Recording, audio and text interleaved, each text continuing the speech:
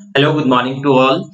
तो चलिए हमें देखना है कि हम यूपीएससी को कैसे क्रैक कर सकते हैं, यूपीएससी है क्या और यूपीएससी के बारे में थोड़ा-सा जानते हैं। तो देखिए अगर हम इसकी बात करते हैं तो सबसे पहले कि मैं आपको ये बता दूँ, मैं अभी बताऊँगा ही अपने बारे में, मैं इंडियन इकोनॉमी आपको पढ़ाऊँगा। लेकिन इससे पहले कि हम यूपीएससी को कैसे क्रैक कर सकते हैं, यूपीएससी है क्या? यूपीएससी के अंदर हमें क्या समझ रखनी होगी और यूपीएससी को अगर हमें समझना है, तो यूपीएससी को हमें कैसे टैकल करना होगा, आखिर हम इस एग्ज़ाम को कैसे क्वालीफाई कर सकते हैं। तो देखिए यूपीएससी है क्या? सबसे पहले हमें ये जानना होगा जो यूपीएससी है ये क्या चीज है, ये कौन सी बला है। देखिए यूपीएससी अगर हम बात करें तो एक बहुत बड़ा मिथ है कि यूपीएससी सिर्फ वही स्टूडेंट क्वालिफाई कर सकता है जो स्टूडेंट कहीं ना कहीं बहुत अव्वल दर्जे का क्या है, पढ़ाकू स्टूडेंट रहा है। तो पहला ये जो मिथ है पढ़ाकू स्टूडेंट को लेकर के, ये मिथ क्या होता है वो कैंसिल होता है। मैं कुछ उदाहरण स्वरूप इन चीजों को समझाऊंगा। दूसरा कि जैसे जिन स्टूडेंट का यूपीएससी निकलता है वो मंगल ग्रह से आते हैं, ये भी कहीं ना कहीं क्या होता है, ये मिथ क्या होता है, कैंसिल होता है। ठीक है, वो मैं अभी इन सभी को डिटेल से बताऊंगा। और अनअकैडमी यूपीएससी को क्रैक करने में कैसे अहम भूमिका निभा सकता है, हम आपके साथ कैसे भूमिका अदा करेंगे आपको यूपीएससी क्रैक करवाने में, इस बारे में भी हम डिटेल बात करेंगे। तो सबसे पहले कि जैसे कि मैंने बताया कि यूपीएससी स्टूडेंट बोलते हैं ना कि बहुत सारे आपने स्टूडेंट को देखा होगा और बहुत मिथ है कि भैया 15 घंटा पढ़ना चाहिए तभी यूपीएससी निकलता है, 18 घंटा पढ़ना चाहिए तभी यूपीएससी निकलता है।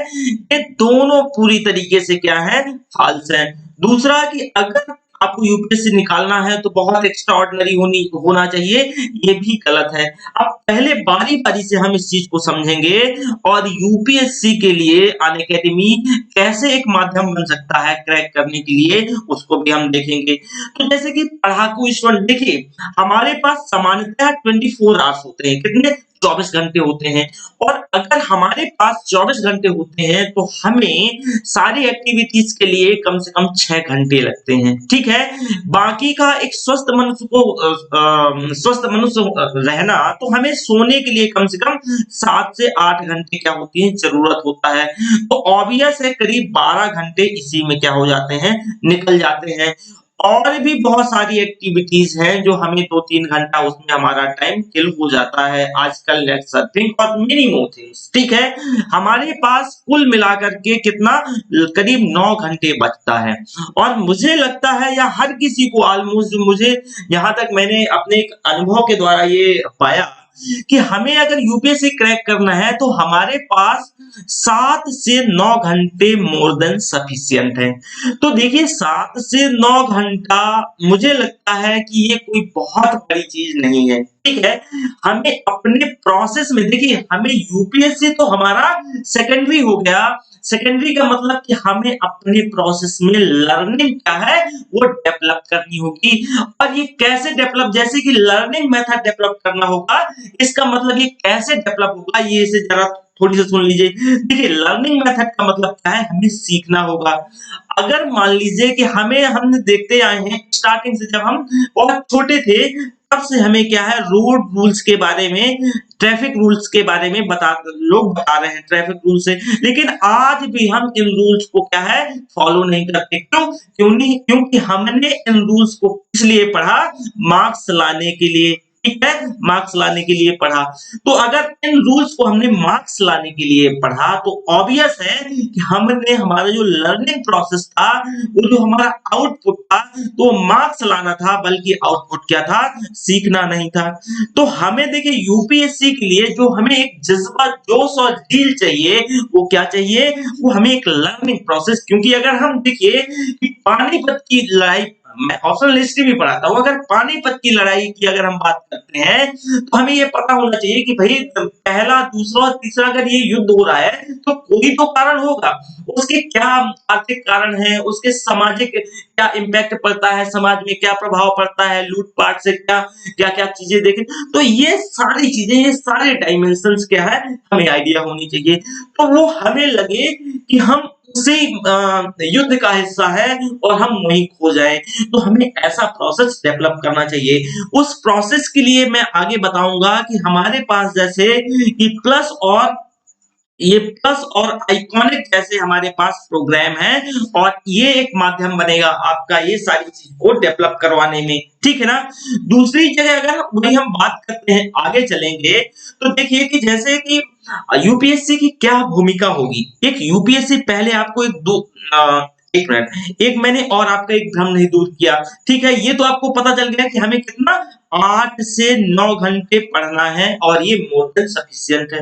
दूसरा एक मिथ है कि भैया यूपीएससी निकालने वाले कहाँ बहुत एक्स्ट्राऑर्डिनरी होते हैं और ये होता है वो होता है, ये कतई नहीं होता। अगर ऐसा होता तो एक सामान्य बुद्धि सामान्य दिमाग से आप फील बताइए कि अगर ऐसा होता तो हमारे पास बहुत सारे स्कॉलर्स हैं बाहर की यूनिवर्सिटियों में, बड़ी-बड़ी अच्छी यूनिवर्सिटियों में क्या कर रहे हैं, पढ़ रहे हैं। अगर ऐसा होता तो डायरेक्टली पीएचडी जो रिसर्च होल्डर पीएचडी होल्डर है उनको यूपीएससी क्या कर लेता, डायरेक्टली भर लेता। तो ऐसा तो यूपीएससी ऐसा तो नहीं है। यूपीएससी को क्या जरूरत है, यूपीएससी को एक अच्छे एडमिनिस्ट्रेटर, एक अच्छे प्रशासक की जरूरत है। किसकी, एक अच्छे प्रशासक की जरूरत है। एक अच्छे प्रशासक एक अच्छे प्रशासक की जरूरत है। तो देखिए प्रशासक में यूपीएससी चाहता क्या है, यह एक ईमानदार हो, यह इसमें से अगर ये देखिए एक ऐसा इसमें नेचर डेवलप हो कि दूसरे के दुख दर्द को समझे, मतलब इसमें एप्टीट्यूड और एटीट्यूड की इसमें प्रॉपरली एक बहुत बड़ी भूमिका होती है।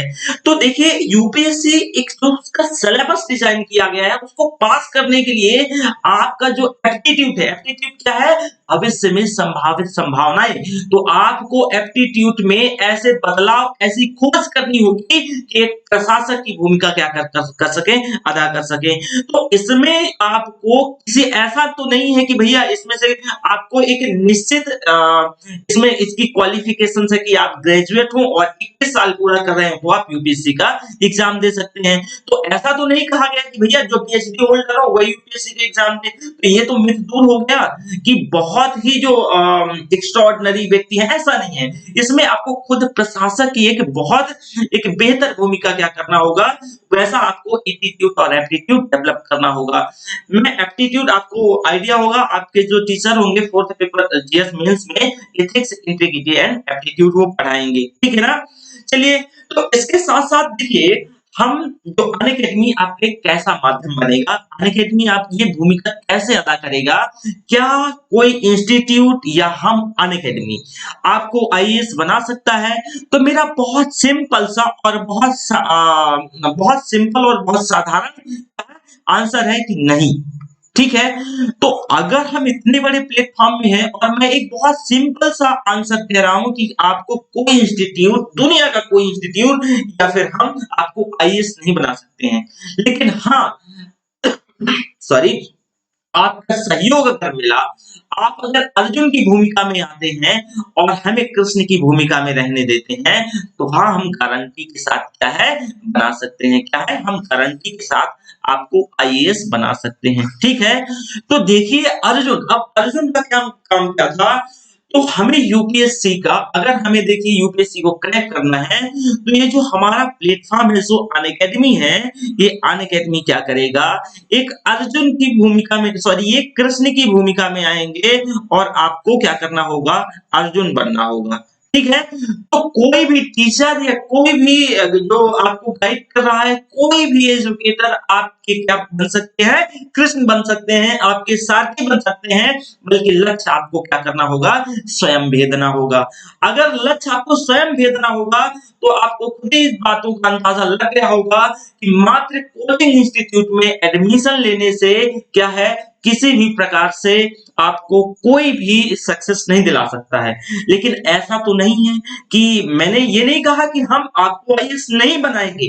मेरा कहने का मतलब है हम कुछ चीजों को एकदम साफ क्लियर कर देना चाहते हैं, क्योंकि ये चीजें आपको पहले से पता होनी चाहिए। बिना आपके सहयोग के संभव नहीं है। और अगर ऐसा होता तो 1000 वैकेंसीज होती हैं हर साल, उससे भी कम। तो सबसे भारत में करीब 1500 से ज्यादा बड़ी-बड़ी इंस्टीट्यूट है, बड़े-बड़े कोचिंग सेंटर हैं। तो वो सभी लोग अपने भाई भेजारियों को और अपने रिश्तेदारों को वही बना देते। तो ऐसा तो नहीं है, तभी तो, है ना? तो ये चीजें, ये भी मिथ क्या हो गया, दूर हो गया। तो इसमें आपको क्या होगा, हमारा अर्जुन बनना होगा। और अगर आप हमारा अर्जुन बनते हैं तो हम आपकी कृष्ण की भूमिका के लिए हरदम तैयार हैं। ठीक है, अनअकैडमी हरदम तैयार है। आपने देखा कि हम कुछ स्टूडेंट, हमारे कुछ सालों में के जो रिजल्ट आए हैं, हमारे जो कुछ स्टूडेंट हैं वो प्रॉपरली क्या किया है, उनने एक बहुत अच्छा कीर्तिमान स्थापित किया है। ठीक है, मतलब कि वो अर्जुन बनने चाहे और उनने लक्ष्य को क्या किया, उनने लक्ष्य को भेदा। और हमने पूरी ईमानदारी के साथ जो हमारी कृष्ण की भूमिका थी, हमारी जो गाइड की भूमिका थी, हमारी जो पढ़ाने की भूमिका थी, सही रास्ता दिखाने की भूमिका थी, वो हमने बखूबी क्या किया, निभाया। ठीक है, तो आपने यहाँ तक देखा कि भई हमारा रोल कैसा रहेगा, हम आपके साथ प्रीलिम्स एग्जामिनेशन, पीटी से लेकर के यानी प्रीलिम्स एग्जामिनेशन से इंटरव्यू तक क्या रहेंगे, आपके साथ रहेंगे। तो ऐसा नहीं है, हम आपका साथ नहीं छोड़ेंगे और ये हम हमारी तरफ से गारंटी है। लेकिन हाँ, आपको भी हमारा उतना ही सपोर्ट करना होगा कि जितना हम अपनी तरफ से क्या करें, इनिशिएट करें। ठीक है, अब आपको अब देखेंगे कि अनअकैडमी की तरफ से प्रॉपरली आप इन सारी चीजों को कैसे टैकल कर पाएंगे। और अगर आप प्लस का सब्सक्रिप्शन लेते हैं तो आप कैसे, आपको क्या-क्या मिलेगा, उससे क्या-क्या बेनिफिट्स होंगे, क्या-क्या प्रॉफिट्स होंगे, तो उसके बारे में बात कर लेते हैं। और दूसरा, कंपेयर करते हुए मैं चीजों को बताऊंगा कि अनअकैडमी और उसके जो दूसरे ऑफलाइन इंस्टीट्यूट हैं उनसे भी कंपेयर करूंगा और ऑनलाइन इंस्टीट्यूट से भी कंपेयर करूंगा। तो चलिए, हम में क्या बेहतर है और आप हमारे साथ जुड़े, उसकी भी मैं आपको कुछ वजहें बताता हूँ। आपको पता ही होगा कि हमारे पास भारत की करीब 400 से ज्यादा एक बेस्ट फैकल्टी है, भारत की सबसे बेहतर फैकल्टी है हमारे प्लेटफॉर्म में। हमारा प्लेटफॉर्म बहुत महज कम वर्षों में एक बड़ा कीर्तिमान स्थापित किया और एजुकेशन के क्षेत्र में, यानी शिक्षा के क्षेत्र में एक सबसे बड़ा ऑनलाइन प्लेटफॉर्म बनकर उभरा है। ठीक है, दूसरी बात ये कि हमारे पास, मैंने बताया कि देखिए, लॉकडाउन के दौरान, लॉकडाउन जो नोवेल कोरोना हमसे बहुत कुछ छीना, लेकिन हमें कुछ बहुत सिखा के भी गया। सॉरी, हमें सिखा के क्या गया? अगर हम सिखाने की बात करते हैं तो भाई देखिए, पहले क्या होता था कि हम ऑफलाइन कोचिंग करना प्रेफर करते थे, लेकिन ऑफलाइन कोचिंग में कुछ उसके भी क्या है, कॉन्स हैं। तो जैसे कि ऑफलाइन में, और हम अपनी भी कंपेयर करते हुए बताएंगे, तो उसमें एक, अगर आप देखिए, बड़े शहर जाना पड़ेगा। जैसे मान लीजिए आप दिल्ली की ही बात कर लें, है ना? तो आपको बड़े शहर जाना पड़ेगा, है ना? अगर आपको बड़े शहर जाना, मान लीजिए दिल्ली आप जाते हैं, तो बहुत सिंपल है कि आपको सामान्यतया एक बहुत निम्नतर खर्च और बहुत लो मैनेजमेंट में, मतलब बेहतर मैनेजमेंट के साथ एकदम लो एक्सपेंडिचर में आपको 15,000 रुपया ऑलमोस्ट मिनिमम खर्च लगता है। ये कोचिंग इंस्टीट्यूट की फी नहीं है, ध्यान रखिएगा। और ऑफलाइन में, ऑनलाइन में क्या है, वही एक तरह ऑफलाइन लिख लेते हैं हम, क्या है, एक तरफ हम ऑफलाइन लिख लेते हैं, ऑफलाइन लिख, एक तरफ ऑनलाइन लिख लेते हैं। ऑनलाइन में क्या है कि भैया, एक बार आपने एडमिशन ले लिया, आपका जो डेटा का खर्च है वही 150 रुपया पर मंथ है। कितना? 150 रुपया, 200 रुपया, चलो इसे मान लो। तो यही, और दूसरा इसमें से इसके कॉन्स क्या है कि आपने घर से, अपने शहर से, अपने मम्मी पापा से, जो कि बहुत सारे कंसर्न होते हैं, कोई सिंगल होता है, कई बार ऐसी चीजें होती हैं, तो आप दूर चले जाते हैं। ठीक है, नहीं, आप अपने घर में अब उनके साथ रहते हैं। ठीक है, अगर आप वहीं देखिए, दूर जा रहे हैं तो आपको कोचिंग भी जाना होगा। अगर आप ऑफलाइन ज्वाइन कर रहे हैं ना, तो आपको कोचिंग भी जाना होगा, है ना? तो वहां जो टाइम, और आपको तो पता ही कितना ट्रैफिक होता है, तो वो टाइम किल होगा। ठीक है, वहीं इसमें आप कहीं भी रहिए, इसमें नो टाइम किल, कोई टाइम का किल नहीं होता है। ठीक है, तो ये सारी चीजों को देखते हुए वहीं आपको देखना होगा, रूम देखना होगा, बहुत सारी चीजें हैं ऑफलाइन के साथ, वहीं ऑनलाइन में कुछ नहीं है। आप घर में बैठ के क्या कर सकते हैं, देख सकते हैं। तो ये तो डिफरेंट है। इससे भी बड़े और मेजर कुछ डिफरेंट है, जैसे कि इससे बड़े और मेजर कुछ डिफरेंट की अगर हम बात करते हैं तो डिफरेंट क्या है, अगर इसे जरा थोड़ा-सा देख लीजिए। देखिए ये डिफरेंट ये है कि ऑफलाइन में मान लीजिए कि आप किसी भी टीचर से हिस्ट्री पढ़ रहे हैं, ठीक है? तो हिस्ट्री पढ़ रहे हैं तो उस सेशन में तो चांसेस नहीं है, अगर मान लीजिए उन टीचर से आपको हिस्ट्री समझ नहीं आ रही है, तो उस सेशन में तो चांसेस नहीं है कि टीचर को क्या किया जाए, बदला जाए। हो सकता है अगले भी सेशन में ना बदला जाए, क्योंकि आप जरूरी थोड़ी नहीं सभी स्टूडेंट को ना समझ आए। लेकिन ऑनलाइन और खासकर हमारे प्लेटफॉर्म में क्या है कि एक-एक सब्जेक्ट के करीब 40 से ज्यादा एक्सपर्ट हैं। मतलब अगर एक व्यक्ति से आपको समझ नहीं आ रहा तो कोई बात नहीं भैया, बी व्यक्ति से आप हिस्ट्री पढ़ लीजिए। अगर इनसे भी समझ नहीं आ रहा तो आप सी से क्या कर लीजिए, सी से हिस्ट्री पढ़ लीजिए। तो ये तो आपके पास ये बेनिफिट रहे हमसे जुड़ने का, और हम अपनी पूरी ईमानदारी के साथ आपका सहयोग करेंगे, ठीक है? दूसरा चीज कि हमारे पास डेली लाइव क्लासेस होता है, और डेली लाइव क्लासेस में लगातार पैरेलल करीब 40 से ज्यादा क्लासेस, ठीक है? मैं अगेन बोल रहा हूं कि जीएस की 40 से ज्यादा क्लासेस हमारी पैरेलल डेली कंटिन्यू लाइव होती हैं, ठीक है? और ये एक बड़ी बात होती है, ठीक है? कई बार ऐसा होता है आपके पास टाइम का कम होते हुए टाइम की कमी होती है, लेकिन आप ऑफलाइन में तो ऐसा कह आपको स्पेशल तो टीचर आ नहीं सकते हैं, लेकिन ऑनलाइन में हमारे पैरेलल सब्जेक्ट ऑलमोस्ट क्या होते हैं, चलते रहते हैं। वहीं दूसरा हमारे साथ बेनिफिट क्या है हमारे साथ जुड़ने का कि भाई ये लाइव टेस्ट और जो क्विज है वो देखिए, ये हमेशा एक कहा जाता है ना कि आप लाख तैयारी कर लीजिए, लेकिन अगर उसके मेजरमेंट का तरीका, यूपीएससी एक अकेला मेजरमेंट नहीं है कि आप डायरेक्टली तैयारी करके डायरेक्टली वहां क्या कर देंगे, प्रोड्यूस कर देंगे अपने नॉलेज को, ऐसा नहीं है। तो हमारे मेजरमेंट का हमारे डेली बेसिस पे अगर मेजरमेंट होता रहे, ठीक है? यूपीएससी को अगर मैं एक लाइन में कहूं कि यूपीएससी है क्या, तो यूपीएससी मुख्य परीक्षा का आंसर राइटिंग और उसको मैनेजमेंट, उसको प्रबंधित करने का तरीका है। मतलब उसको अगर आप ये सब कर लिया तो आप यूपीएससी क्वालिफाई कर गए। बेशक प्रीलिम्स एग्जाम बहुत ऐसी होता है, उसमें कोई तो राय नहीं है, लेकिन अगर प्रीलिम्स क्वालिफाई भी हो गया तो फिर मेंस में मैंने जो बताया आंसर राइटिंग प्रैक्टिस, तो आंसर राइटिंग प्रैक्टिस बहुत इंपॉर्टेंट है, ठीक है? तो जैसे लाइव टेस्ट और क्विज के माध्यम से live test, answer writing practice, ये सारी चीजें डेली बेसिस पे होती हैं। हमारे एजुकेटर क्या करते हैं कि डेली बेसिस पे अपने अपने सब्जेक्ट के एक्सपर्ट आते हैं और चीजों को क्या करते हैं, आपके साथ डिस्कस करते हैं, ठीक है? तीसरा हमारे साथ जुड़ने का और आपको प्रॉफिट, स्ट्रक्चर्ड कोर्सेज। हमारा जो कोर्सेज है, ध्यान रखिएगा, स्ट्रक्चर्ड है।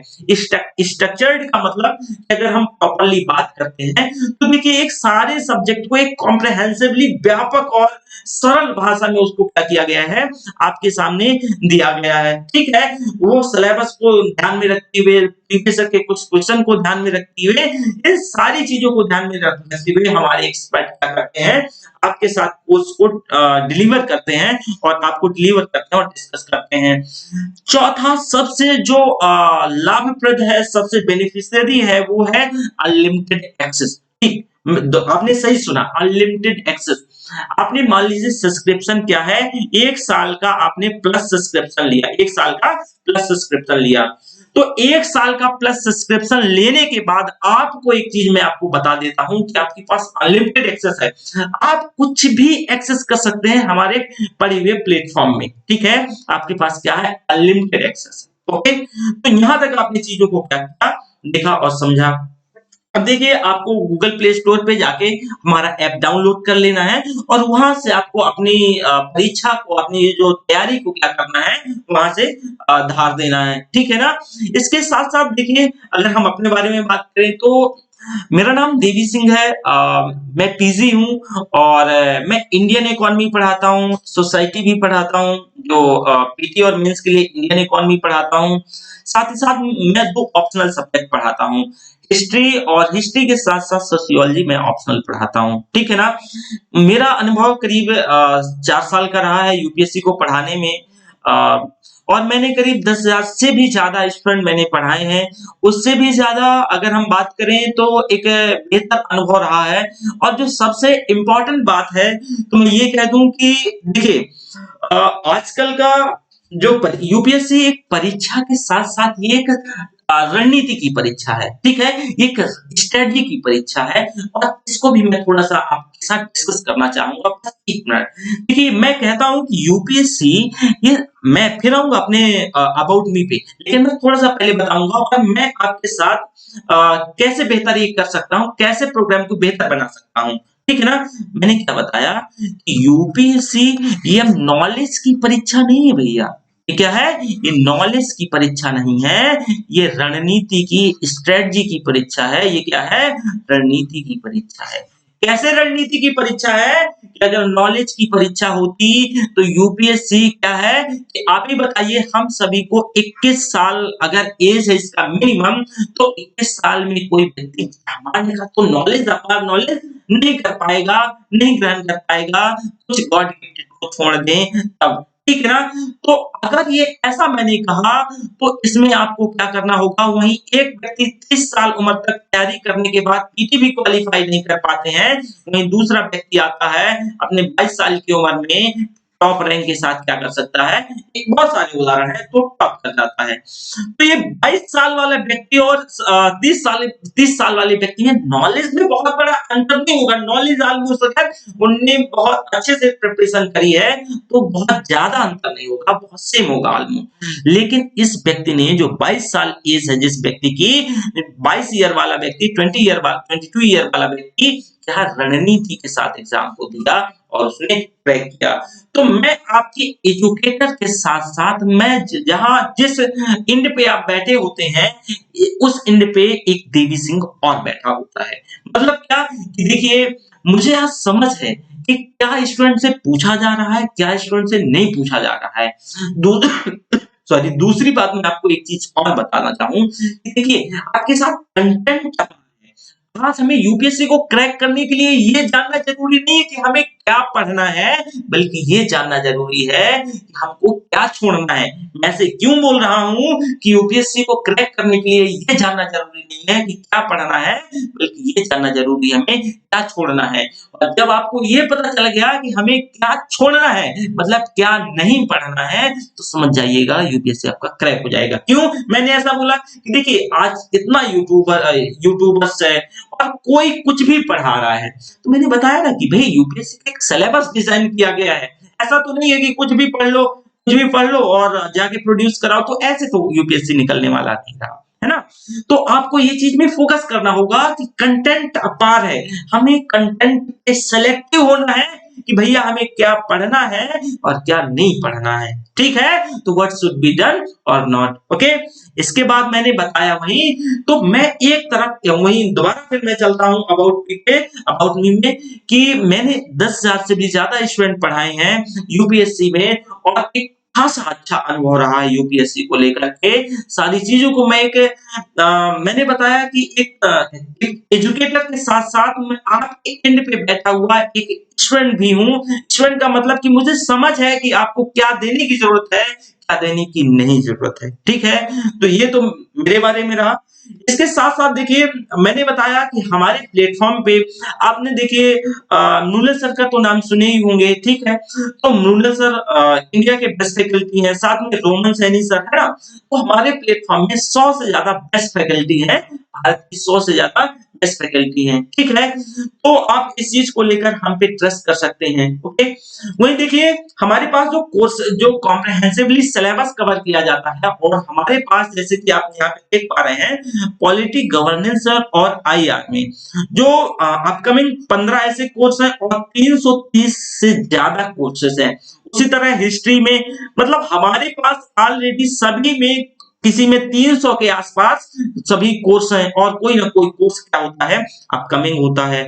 तो आपने इन चीजों को देखा कि भाई हमारे साथ पैरेलल अलग-अलग टीचर और अलग-अलग सब्जेक्ट के साथ बने रहते हैं, ओके? तो ये तो हमारे बारे में रहा।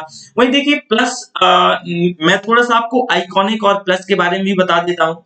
तो देखिए अगर आप सब्सक्रिप्शन लेते हैं तो देखिए सबसे पहले मैं आपको देखिए इसमें तो 1 माह तक का प्रोग्राम डिस्कस किया गया है। मैं इसमें भी डिस्कस कर लूँगा लेकिन आपको कुछ देखिए अगर आप बिगिनर्स हैं, ठीक है? बिगिनर्स का मतलब आपने 12th पास किया है और अगर आपने 12th पास किया है, 10+2 पास किया है, 12th पास किया है, इंटरमीडिएट आपने करा है, तो आपको ध्यान रखना होगा कि आपके पास 3 साल का टाइम है। ग्रेजुएशन होने तक 3 साल का ऑलमोस्ट टाइम है ना?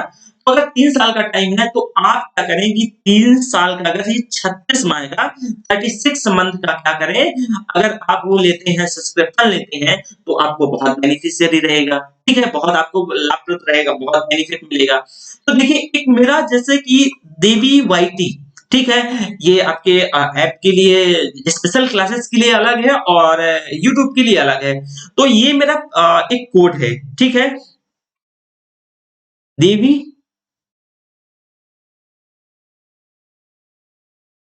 देवी वाईटी, तो इसको यूज करते हुए इन सभी प्रोग्राम में आप क्या है 10% का डिस्काउंट प्राप्त कर सकते हैं। वही 24 देखिए अब कैसे, जैसे इसकी फीस 3 साल की 90,000 है। आप 10% डिस्काउंट के साथ आपको 9,000 रुपए का छूट मिलेगा और जाके 81,000 यानी 81,000 पड़ेगा। सेम वैसे ही 24 मंथ का तो ये 72,000 है जो कि 64,800 फी पड़ेगी। ठीक है? ये मेरा इसके बाद क्या करने का, ये कोड यूज करने के बाद आपको 10% का डिस्काउंट मिल जाता है। क्या हो जाता है? 10% का डिस्काउंट मिल जाता है। ठीक है ना? तो आपने इन चीजों को और बेहतर ढंग से क्या किया, देखिए वही आप देखें प्लस में तो मैंने बताया हमारे साथ आप लाइव क्लासेस कर सकते हैं, क्या-क्या प्रॉफिट होंगे ये भी तो पता होना चाहिए। ठीक है ना? मैंने बताया टेस्ट सीरीज, अनलिमिटेड प्रैक्टिस, क्या है? अनलिमिटेड प्रैक्टिस और स्ट्रक्चर्ड शेड्यूल, ठीक है ना? वहीं आपको पर्सनल कोच, ठीक है? और उसके साथ-साथ डेली मेल्स का क्वेश्चन आंसर राइटिंग प्रैक्टिस और फिर स्टडी प्लानर और ये उसके साथ आपको पर्सनैलिटी डेवलपमेंट और क्या है, ये सारी चीजें आपको क्या करेंगी, मिलेंगी। ठीक है? इसके बाद हमारे पास एक दूसरा प्रोग्राम आइकॉनिक का है। आइकॉनिक की अगर हम बात करें तो आप देखें आइकॉनिक की जो फी है 12th मंथ की, मैं आपको यही बोलूंगा कि भाई 1 साल का देखिए आप बिगिनर हैं तो मिनिमम अगर आप आपको प्रिपरेशन हो गई है ठीक-ठाक तो मिनिमम 1 साल का सब्सक्रिप्शन आपके लिए ठीक रहेगा। अगर आपके साथ है मान लीजिए कि बिगिनर है तो आपको 3 साल या 2 साल का सब्सक्रिप्शन ठीक रहेगा। तो वैसे जैसे कि इसमें वही मेरा जो कोड मैंने जो बताया देवी वाईटी, ध्यान रखिएगा देवी वाईटी। तो ये जो कोड है ना देवी वाईटी, ध्यान रखिएगा, तो ये कोड यूज करते हुए यहाँ भी आप 10% का क्या है डिस्काउंट प्राप्त कर सकते हैं। ठीक है? तो जैसे मान लीजिए यहाँ 12 माह की फीस कितनी 69,500 है, 10% डिस्काउंट होते हुए क्या पड़ेगी आपको यहाँ फीस आइकॉनिक की 62,550 और वहीं 3 साल की जो फीस है वो 1,41,000 है, जाके आपको 10% का डिस्काउंट होते हुए कितना 1,26,900 रुपए की पड़ेगी। साथ ही साथ आइकॉनिक में भी आपको लाइव क्लासेस, टेस्ट सीरीज होगा, अनलिमिटेड प्रैक्टिस होगा, स्ट्रक्चर्ड शेड्यूल होगा, पर्सनल कोच, ये सारी चीजें आपको क्या है बखूबी मिलेंगी। ठीक है ना? सॉरी। तो ये आपने सारी चीजों को देखा। उसके साथ-साथ हमारे पास ऑप्शनल का भी सेम प्लान है। इसमें भी वही सारी चीज़ है, कोड को अप्लाई करने पे 10% का डिस्काउंट है और ऑप्शनल की जो फी है 12 मंथ की तो 27,000 है, जो कि ये आपको डिस्काउंट के बाद कितना 24,750 पड़ेगा। वहीं आपको अगर हम 3 साल की बात करते हैं, 36 मंथ की बात करते हैं तो 50,000 है और 10% डिस्काउंट के साथ आपको 45,000 मिलेगा। तो ये सारी चीजें ये प्रोग्राम हमारे साथ हैं। ओके? उसके साथ-साथ चलिए हम थोड़ा-सा क्या देख लेते हैं कि अपनी कुछ और चीजें हमें देखना है जो कि इंडियन इकोनॉमी पढ़ना है तो थोड़ा-सा इसके भी बारे में देख लें। ठीक है? देखिए एक चीज मैं आपको यहाँ क्लियर कर देना चाहता हूँ। जैसे कि इस प्रोग्राम में मुझे पहले ही बताया गया कि मुझे पीपीटी का यूज करना होगा, ठीक है? लेकिन मैं आपसे एक रिक्वेस्ट करना चाहता हूँ, पीपीटी आपको कंप्लीट मिलेगा, लेकिन रिक्वेस्ट मेरा ये है कि देखिए ऑफलाइन चीज़ों में क्या होता है कि टीचर डिक्टेट करवाते हैं, यहाँ ऐसा सिस्टम नहीं होता है। तो इसी वजह से आपको पीपीटी या फिर पीडीएफ क्या है उपलब्ध करवाई जाती है। इसी वजह से आपको पीपीटी या पीडीएफ उपलब्ध करवाई जाती है, ठीक है? तो आपको इन सारी चीज़ों का ख्याल रखते हुए मैं पहले देखिए मैं एक एजुकेटर हूँ, मेरा क्या काम है पढ़ाना। आपको अगर कोई कन्फ्यूजन हो तो आप मैं कह रहा हूँ ना 10 बार, 20 बार, 50 बार पूछिए, मैं बिल्कुल भी उसको लेकर के पैनिक नहीं होऊँगा, इरिटेट नहीं होऊँगा क्योंकि मेरा तो काम ही है पढ़ाना, ठीक है? तो देखिए ये स्लाइड जो मेंशन होती है, ये स्लाइड देख पा रहे हैं, ये सारी आपके लिए है, ठीक है ना? अब मैं आपको आगे डिस्कस करता हूँ। ठीक है?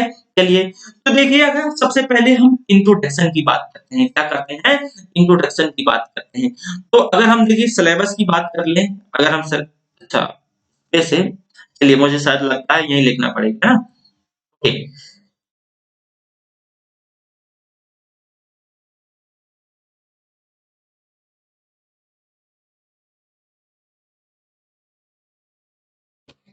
एक मिनट। तो चलिए वैसे ही पेन टैब 1 मिनट।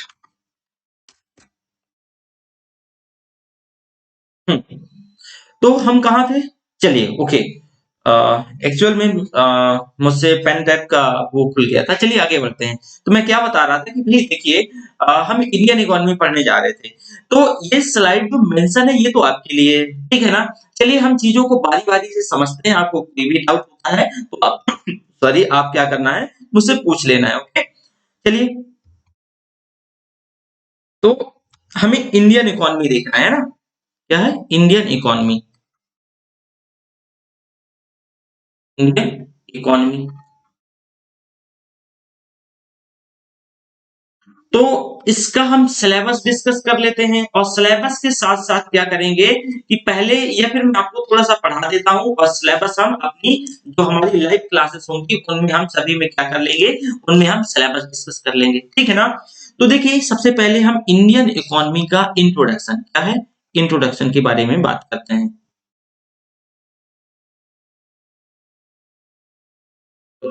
ठीक है?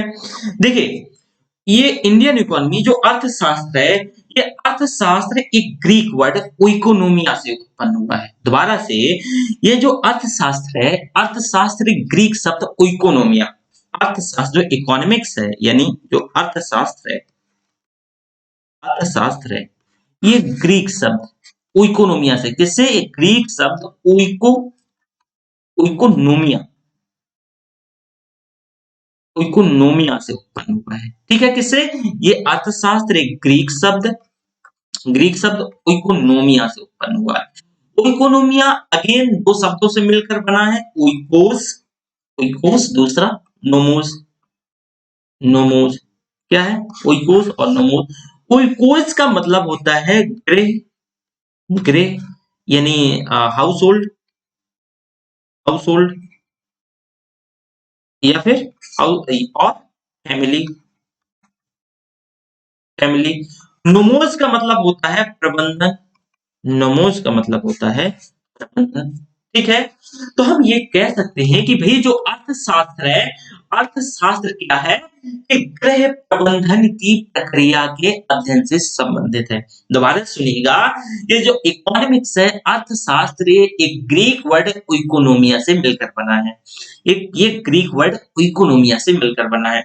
इकोनोमिया पुनः दो शब्दों से मिलकर बना है, एक ओइकोस और दूसरा नोमोस।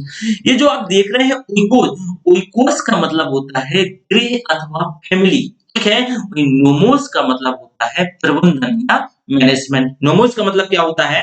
प्रबंधन या मैनेजमेंट। तो हम ये कह सकते हैं कि भई ये जो फैमिली का हाउस का मैनेजमेंट है, ये क्या है? ये इसका अध्ययन ही इकोनॉमिक्स है। ये तो बहुत सिंपल परिभाषा हो गई, बहुत साधारण परिभाषा हो गई। हम ये कह सकते हैं कि सॉरी एक परिवार अपने सीमित संसाधनों के माध्यम से अपने एक्सपेंडिचर को क्या करता है? कैसे मैनेज करता है? तो इसका अध्ययन क्या अर्थशास्त्र कहलाता है।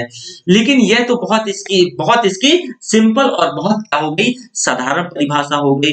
वहीं अगर हम दूसरी तरफ बात करते हैं, तो हम कह सकते हैं कि भई अर्थशास्त्र ये यह गृह प्रबंधन की प्रक्रिया है और गृह प्रबंधन की प्रक्रिया का क्या करता है? अध्ययन करता है।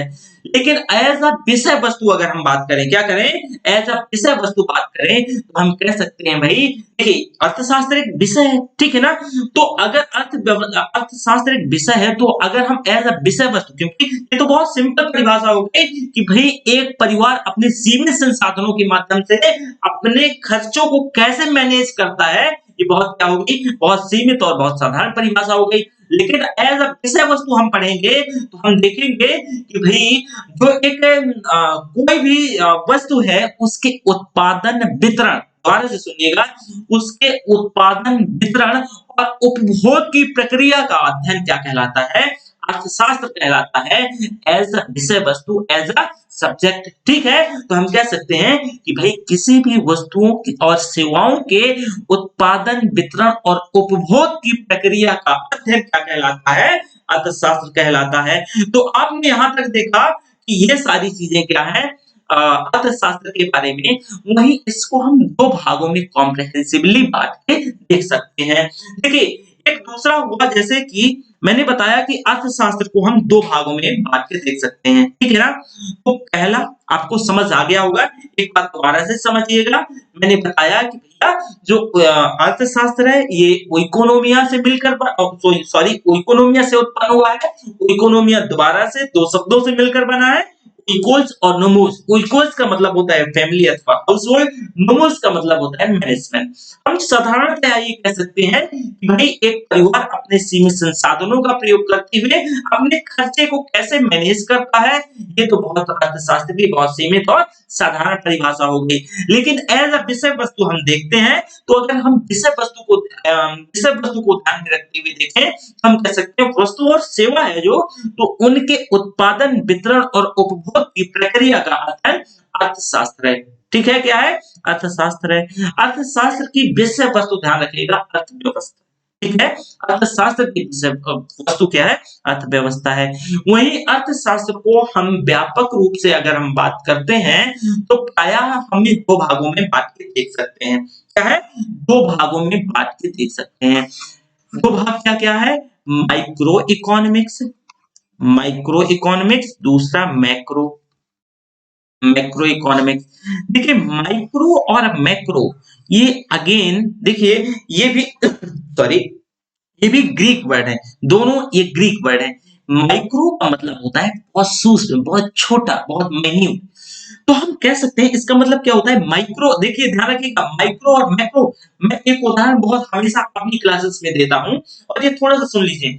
आपको याद होगा कि हम जब पहले नोकिया 1208 या ऐसा फोन यूज करते थे, तो हम ऐसा सिम कार्ड लगाते थे, है ना। हमारा सिम कार्ड कुछ समथिंग ऐसा होता था, बड़ा सा सिम कार्ड। इसके बाद वो और थोड़ा सा छोटा होता गया, तो वो सिम कार्ड कितना हो गया? इतना हो गया था।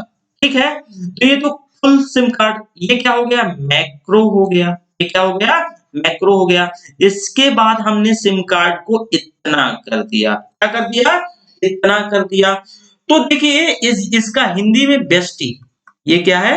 व्यष्टि। और ये समष्टि, समष्टि। ये क्या है? समष्टि, व्यष्टि और समष्टि। तो माइक्रो, माइक्रो का मतलब बहुत सूक्ष्म, बहुत छोटा, बहुत क्या है? सूक्ष्म और छोटा, छोटा। तो आप ये कह सकते हो कि अर्थशास्त्र जो है ये माइक्रो इकोनॉमिक्स अर्थव्यवस्था के छोटे छोटे पहलुओं का अध्ययन। दोबारा सुनिएगा, माइक्रो इकोनॉमिक्स अर्थव्यवस्था के छोटे छोटे पहलुओं का अध्ययन, छोटे छोटे सेक्टर का अध्ययन क्या कहलाता है? माइक्रो इकोनॉमिक्स या फिर व्यष्टि अर्थव्यवस्था कहलाता है। अब छोटे छोटे पहलू का मतलब क्या है? कुछ तो मैंने छोटे छोटे पहलू बताया, तो कुछ तो होगा ना। तो फॉर एग्जाम्पल हम ये कह सकते हैं कि एक घर में मांग का उत्पन्न होना, यह एक छोटा लेवल है, एक क्या है? माइन्यूट स्टैंडर्ड है।